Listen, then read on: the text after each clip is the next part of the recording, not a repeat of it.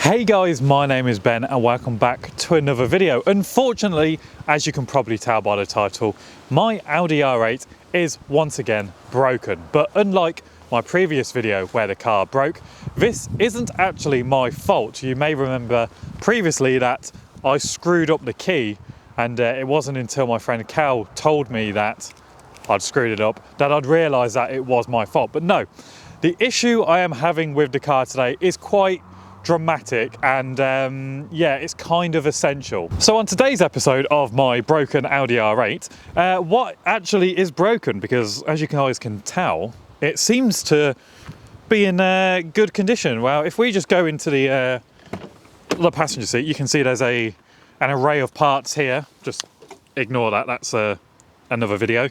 But we have some parts here, that's also for that. So yeah, it's mainly this part and this part. Now, it also doesn't really help that inside the car, the oil light has come on. So just turn that on. Where would it say? In the middle, add 1 litre of oil. Now, that is actually a bit of an issue because I can't open this engine cover. So there's absolutely no way of getting any oil into the engine. Normally the little release thing is here, but if I just, as you can hear, the motor is sounding, just get rid of that, oh, go away. The motor, which is located here, is working. However, what we have discovered is that the end of the motor has snapped, and then there's a cable, which is that black one I just shown you in the car, that runs from here to the latch in the middle, is frayed and it's snapped on that end and that end. So yeah, quite a big issue. Now, what makes this incredibly more difficult and frustrating is that no one online seems to have had this issue.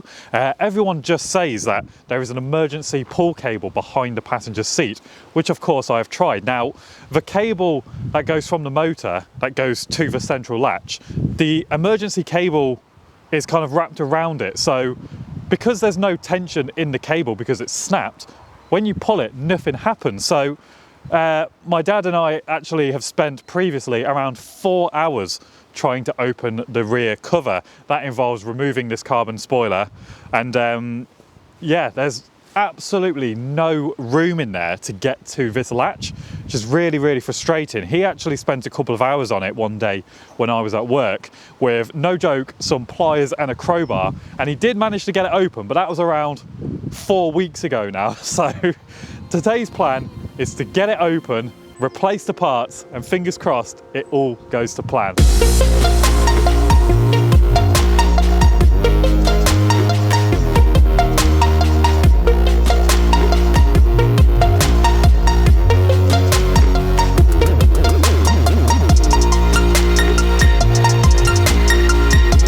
Spoiler off the car then, and now a lot of people do actually ask where this spoiler is from. It's just a carbon fibre spoiler. It's a replacement to the OEM.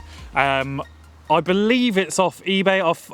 I've found one that's either the same or very similar for around £600. But as you can see, it is held on with those bolts that you saw me just remove there. But yeah, it's a complete replacement spoiler for those that are interested. Mine doesn't even have the standard spoiler, so it's not one that bolts to the standard spoiler or even, yeah. So even in here, I've got no motor for the original at all. But anyway, so this looks like my dad's kind of handiwork, as this cable normally goes around there. But as you can see, the coating has pretty much come off. Now I'm hoping that this will be able to lift this. I don't know if I need to get pliers on here, or I might need to ask him what exactly he's done, because he reckons he made like a fail safe so I could get in it, but I don't know. Bear with me.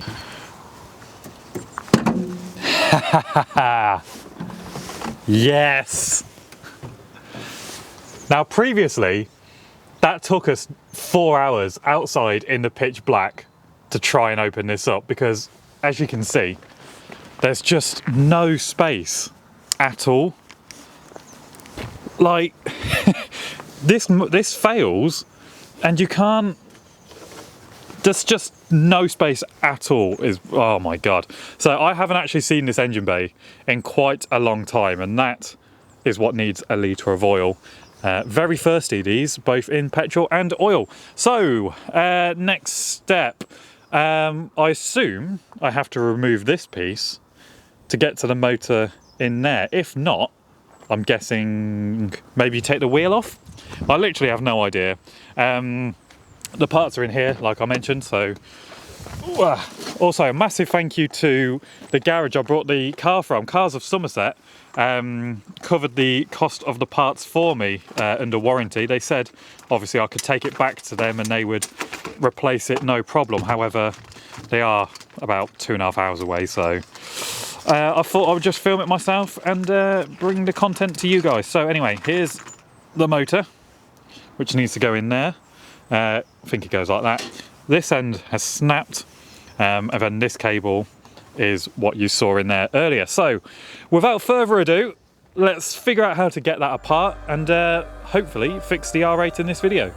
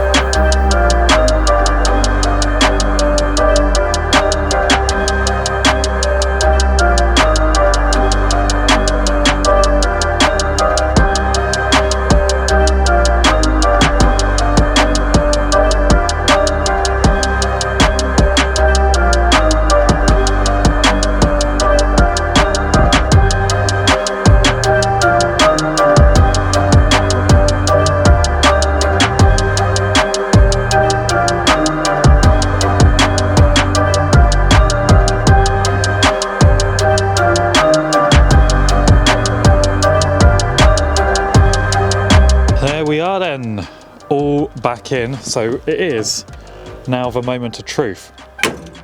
Closed. Let's see if the little button will work. And haha, yes, absolute winning. Lift that up. I'm happy with that. I can actually now get into my engine and put in some oil, which it has been asking for the past week. Result.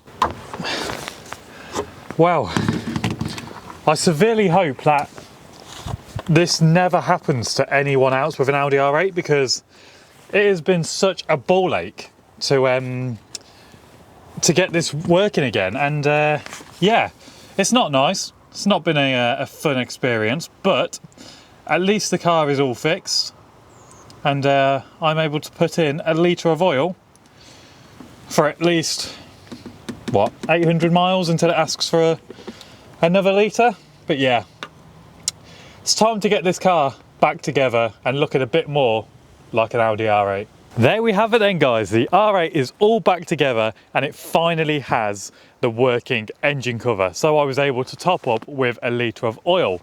I'm absolutely, well, relieved that this car is all fixed, no more worries, and that, yeah, that it wasn't too bad to work on, to be fair. Everything's gone back together, piece of cake.